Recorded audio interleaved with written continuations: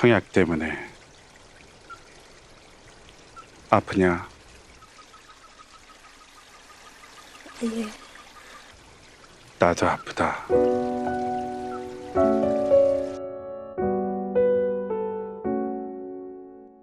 통장 몇 년이나 넣었느냐? 소녀 7살 나이부터 7살 때부터 몇 년? 15년입니다. 15년 22살 미혼. 너무 짧구나. 그럼 혹시 오피스텔은 어떠냐? 부디 잘 되어서 날 아프게 하지 마라. 오? 얼굴에 뭐 묻었다. No, God, please, no, no!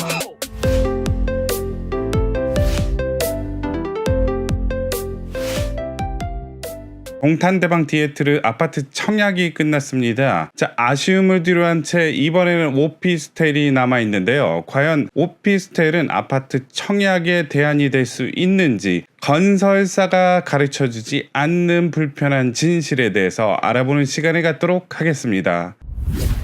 자, 질문으로 시작하겠습니다. 일단 첫 번째, 아파트랑 오피스텔의 차이, 각각의 장단점에 대해서 알아보고요. 자, 오피스텔이 있으면 주택으로 포함이 되나요? 청약 넣을 수 있나요? 한번 알아보도록 하겠습니다. 자, 그리고 마지막으로 세 번째, 인근 오피스텔의 시세 차익을 한번 살펴봐서 동탄대방 오피스텔 과연 메리트가 있는지 한번 알아보는 시간을 갖도록 하겠습니다. 자, 일단 첫 번째로 아파트와 오피스텔의 차이를 보도록 하겠습니다. 자, 아파트는 말 그대로 청약 통장이 있어야 되는데, 자, 주거용 오피스텔은 만 19세 이상 누구나 청약이 가능하다. 자, 다주택자 세대원 청약 통장 상관없이 투자가 가능한 게 오피스텔이다. 자, 그리고 선정은 어떻게 하죠? 100% 추첨제다. 전매 기간에 대한 차이는, 자, 아파트는 10년이지만 소유권 이전 등기 후까지는 100세대가 넘는다면, 자, 등기 전에는 전매 가 불가능하다. 하지만 소유권 이전 등기 후에는 가능하다는 얘기고요. 주택이 아니기 때문에 실거주 의무 기간이 없습니다. 그래서 자유롭게 전월세 임대 가능. 본인이 거주해도 되고 임대 놔도 된다는 얘기죠. 자, 그리고 대출 조건에 있어서는 자, 한도 60%까지 가능하다. 중도금 전액 무이자로서 분양가 외 추가 부담이 없다라는 점이 메리트가 있다는 거죠. 자, 그 다음에 주택수 산정 여부인데, 오피스텔 보유 시에는 주택수로 미산정이 된다고 나오는데, 오피스텔을 보유할 경우 타 아파트 청약 시 주택으로 미간주되어 무주택자 지위 유지 가능이라고 나왔는데, 자, 이 말이 맞나요? 반은 맞고 반은 틀리죠. 왜냐하면 자, 아파트 청약할 경우에만 있어서 무주택자로 인정을 하겠다는 얘기입니다. 자, 그렇다면 취득, 보유, 양도할 때 주택으로 포함이 되느냐? 자, 민감한 문제죠. 자, 이따가 다시 한번 다뤄보도록 하겠습니다.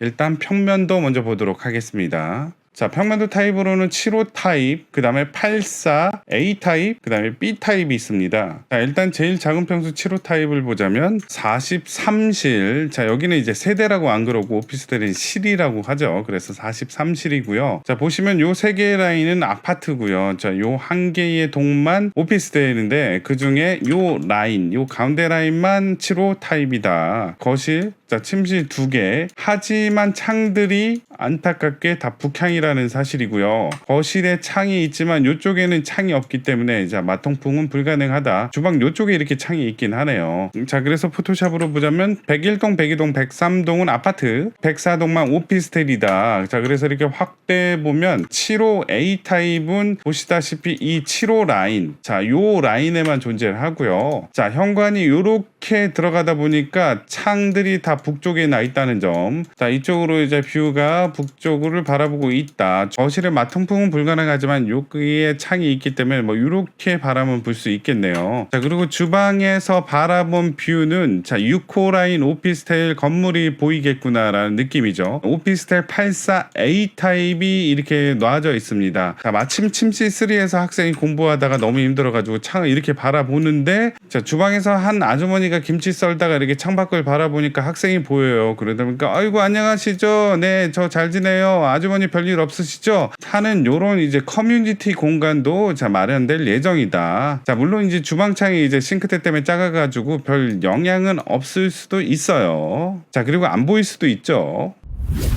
자, 다음으로 84A 타입 보도록 하겠습니다. 84A 타입은 92실이고요. 보시다시피 거실을 중심으로 침실 양쪽에 한 개씩 있습니다. 자, 그리고 위쪽에도 침실 하나가 있어서 방은 이렇게 3개다. 자, 욕실은 이쪽에 한 개 있고 이쪽에 한 개 이렇게 있다는 사실이고, 다용도실 팬트리 조그맣게 있고요. 파우더룸, 드레스룸까지 완벽하게 갖춰 있고, 플러스 알파로 거실창, 주방창 해가지고 마통풍도 가능하다라는 얘기죠. 자, 플러스로 84B 타입까지 한번 보도록 하겠습니다. 188실이고요. 자, 84B 타입 같은 경우는 거실을 중심으로 양쪽에 침실 하나 있고 위쪽에 침실이 있습니다. 방 3개죠. 하지만 자, 침실이 이쪽에 있기 때문에 마통풍은 가능하지 않고 이쪽에 창은 잘 낮아 있다는 사실이고요. 파우더룸, 드레스룸, 자, 욕실 2개 갖춰져 있고 다용도실도 큼직하게 돼 있네요. 동호수 배치도를 보면은 마치 사람이 만세하고 있는 느낌이 듭니다. 자, 머리, 그 다음에 팔 2개, 다리 2개, 7호 라인은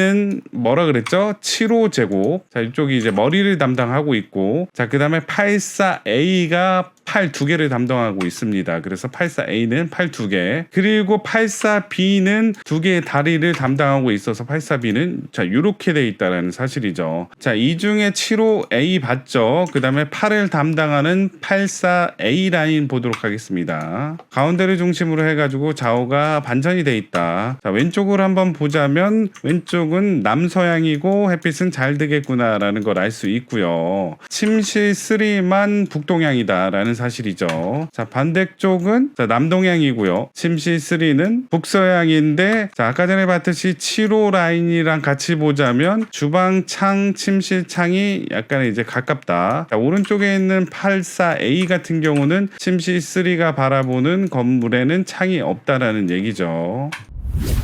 84B를 보도록 하겠습니다. 양 다리를 담당하고 있고요. 자, 왼쪽부터 확대해서 보자면 이 가운데를 중심으로 해서 좌우가 반전이 돼 있고요. 자, 현관은 이렇게 들어가고 이렇게 들어가고, 거실, 침실 2개가 다 남서향이다. 자, 그리고 침실 3 같은 경우는 요 건물 사이로 볼 수 있는 뷰가 약간의 한정돼 있다라는 사실이고요. 자, 반대쪽에 침실 3 같은 경우는 자, 요쪽에 있는 84B와 창이 이렇게 2개, 자, 팔자 모양으로 나져 있기 때문에 이쪽 사람과 이야기할 수 있는 자, 이런 커뮤니티 공간도 있다는 거죠. 자, 여기서부터 여기까지의 거리가 얼마나 될까요? 자, 대략적으로 봤을 때 거실 길이보다는 좀 더 긴 걸 알 수 있겠죠. 84B 타입의 거실 길이, 84B 타입의 거실 길이는 자, 내측 측정치가 3.9m 정도 된다. 자, 요 거실 길이보다는 좀 더 멀리 떨어져 있다라는 사실이죠. 자, 5, 6m 되지 않을까 싶어요. 자, 창의 크기가 얼마나 되는지, 여다지인지 미다지인지, 그리고 밖에서 안을 볼 수 있는지는 잘 모르겠지만, 자, 일단 구조상 어쩔 수 없이 창과 창 사이, 그 다음에 이쪽도 창과 창 사이는 가까운 거는 사실이다. 볼 수 있을지 없을지는 잘 모르겠습니다. 자, 오른쪽 84B를 보면 남동향, 자, 그리고 이쪽 라인에 있는 침실 3는 남서향, 자, 이쪽 라인에 있는 침실 3는 남동향이라고 할 수 있겠죠.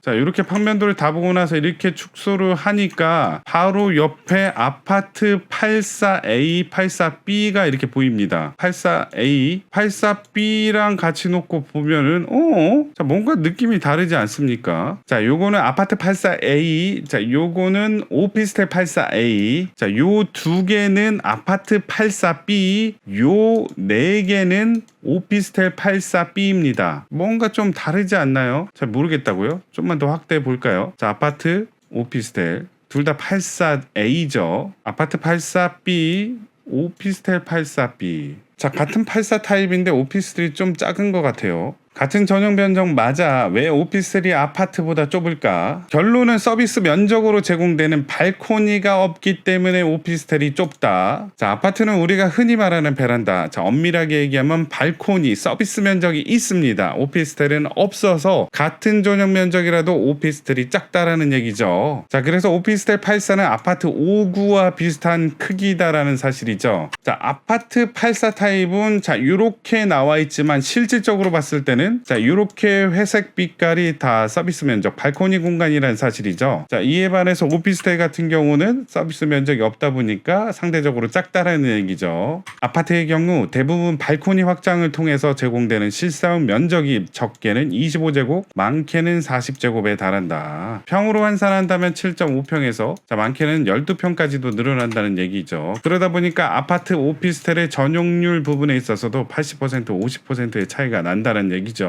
자, 그렇다면 얼마나 차이가 날까요? 자, 아파트 84A 타입 같은 경우는 침실 원이 4100mm, 4m 10cm 정도 된다는 얘기죠. 자, 이에 반해서 오피스텔 같은 경우는 거실의 크기가 4m 10. 자, 아파트 침실 원의 크기가 오피스텔의 거실 크기 정도 된다는 얘기입니다. 그렇다면 요 수치를 기준으로 크기를 맞춰보면 되겠네요. 자, 그래서 제가 맞춰봤습니다. 요거는 아파트 84A, 요거는 오피스텔 84A다. 자, 침실 A가 4100, 자, 거실이 4100, 크기를 동일하게 포토샵으로 맞춰봤습니다.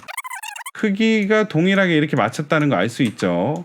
같은 84제곱이라도 거실 크기 차이 나고 침실도 차이가 많이 나네요. 자, 그리고 이 위의 공간도 차이가 좀 있다는 걸 알 수 있습니다.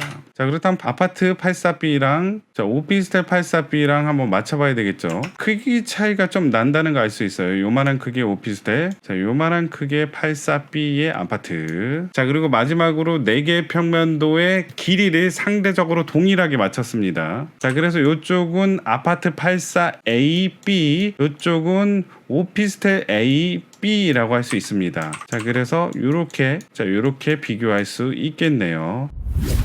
주거용 오피스텔은 주택으로 포함이 안 된다. 자, 반은 맞고 반은 틀립니다. 청약할 때는 무주택으로 인정이 되고요. 자, 주거용 오피스텔을 취득하고 후에 주택을 추가적으로 취득할 경우에 있어서는 기존의 오피스텔이 주택으로 인정이 돼서 다주택자 취득세 중과를 맞을 확률이 있습니다. 자, 이게 무슨 말이냐? 자, 작년에 취득세율이 바뀌었죠. 1주택은 주택 가액에 따라서 1에서 3%이지만 자, 2주택을 넘게 된다면 지역에 따라서 자, 8%, 12%까지 취득세를 내야 된다. 그래서 오피스텔이 주택으로 포함이 되느냐 마느냐에 따라서 2주택, 3주택으로 다주택자 취득세 중과가 날 수 있다라는 얘기입니다. 자, 그러다 보니까 청약에서는 무주택자로 인정을 해준다는 얘기랑 세금을 매길 때 취득세, 보유세, 양도세의 개념과는 다릅니다. 자, 기준일은 2020년 8월 10일이라 그랬죠. 이때 이제 지방세법이 개정이 됐고요. 주거용 오피스텔 같은 경우에 있어서는 취득세 중과 시 종합부동산세, 양도세의 경우 이때 이후로 신규 취득분에 대해서는 주택수에 포함이 된다라는 사실입니다. 자, 그 전에 취득을 했다라면 취득세 중과만 모면을 하고요. 나머지는 똑같이 적용이 된다라는 얘기고요. 자, 오피스텔이 시가 표준액이 1억 원 이하인 경우에 있어서는 다주택자 취득세 중과 시에만 포함이 안 되고 자, 종합부동산세나 양도세에 있어서는 주택수로 포함이 된다는 얘기입니다. 자, 너무 어렵죠? Q&A로 디테일하게 알아보겠습니다. 1번, 오피스텔도 주택수에 포함이 됐는지. 재산세 과세 대장에 주택으로 기재되어 주택분 재산세가 과세되고 있는 주거용 오피스텔의 경우 주택수에 포함이 됩니다. 자, 여기서 주택수에 포함이 된다라는 얘기는 다주택자 취득세 중과에 해당될 수 있다라는 얘기랑 같죠. 자, 그 다음에 양도세에 있어서도 문제가 될 수도 있겠구나. 자, 그리고 법 시행 이후 신규 취득분에 대해서만 주택수에 포함이 된다는 얘기인데 자, 요거는 엄밀히 얘기하면 8월 12일 전 취득분에 대해서는 다주택자 중과시 취득세 부분에 있어서만 해당이 안 된다는 얘기고요. 자, 종합부동산세나 양도세에 있어서는 별 다른 점은 없다. 자, 좀 더 디테일하게 한번 보자면 자, 오피스텔은 무조건 단일세율로 취득세 4.6%다. 자, 그래서 요거는 변함이 없습니다. 하지만 주거용 오피스텔을 취득했고 추가적으로 아파트 주택을 구입을 하게 된다면 자, 1주택, 2주택 해서 다주택 중과로 8%의 세금, 취득세를 낼 수 있다라는 얘기고요. 자, 그렇다면 반대로 아파트를 먼저 사고 자, 주거용 오피스텔을 취득하게 되면 어떻게 될까요? 자, 아파트, 무주택자에서 아파트 사게 되면 1에서 3%의 세금을 낸다. 자, 주거용 오피스텔을 취득할 경우에 있어서는 오피스텔은 무조건 단일 세율이기 때문에 4.6% 내면 된다라는 얘기죠. 자, 이렇게 반대로 사게 된다면 다주택 중과는 되지 않습니다. 왜냐면 오피스텔은 무조건 단일 세율이기 때문이에요. 자, 하지만 오피스텔 취득하고 아파트 취득하면 다주택 중과는 맞는데 단 예외 조항이 이렇게 한 개, 두 개가 있습니다. 요 두 개는 다주택자 취득세 중과가 되지 않아요. 그게 뭐냐? 자, 2020년 8월 12일 전에 주거용 오피스텔을 취득하고 아파트를 추가적으로 취득할 경우에 있어서는 다주택자 중과가 되지 않고요. 시가 표준액 1억 원 이하의 오피스텔을 취득하고 자, 아파트를 추가적으로 취득하게 된다면 다주택자 중과에는 걸리지 않는다. 자, 그래서 이 두 개만 예외 조항이라는 거죠. 자, 4번은 아까 전에 설명드렸죠. 자, 요거 순서만 반대로 돼 있다. 자, 오피스텔 취득하고 아파트 취득하게 된다면 다주택 중과되지만 자, 아파트 먼저 취득하고 오피스텔 취득하게 된다면 오피스텔은 무조건 단일 세율이다. 자, 그리고 청약 시에는 무주택으로 간주를 하지만 자, 요즘에 이제 공공분양이 자산소득 보죠. 그래서 오피스텔의 가치가 크다면 청약하는 데 있어서 자산소득을 보게 된다면 영향이 있을 수 있다라는 얘기입니다. 자, 2번. 자, 오피스텔 분양권. 자, 이번에 나온 게 이제 분양권이죠. 주택수에 포함이 되는지. 자, 취득 후 실제 사용하기 전까지는 주거용인지 상업용인지 모르기 때문에 자, 오피스텔 분양권은 주택수에 포함되지 않는다. 자, 3번은 설명드렸죠. 주거용 오피스텔의 경우에 있어서 취득세가 중과되는지. 자, 본인은 단일세율 4.6%이지만 여기서 플러스로 주택을 구입할 경우에 있어서는 이 주택이 취득세 중과가 될 수 있다는 얘기죠. 자, 부동산 일을 하면서 가장 어렵고 헷갈리는 것 중에 하나가 자, 대출 그리고 세법입니다. 계속해서 바뀌고 있고 계속해서 신규 지정이 되다 보니까 기존 사례가 안 맞는 경우가 많아요. 그러다 보니까 꼭 은행 가서 물어보시고 세무사 만나보고 세무서 가셔서 여러 번 확인하신 다음에 본인에게 맞는 대출 세법을 꼭 알아보시길 바라겠습니다. 자, 그렇다면 동탄대방 디에트를 투자를 해야 될까요? 말아야 될까요? 주변 시세를 한번 보도록 할게요.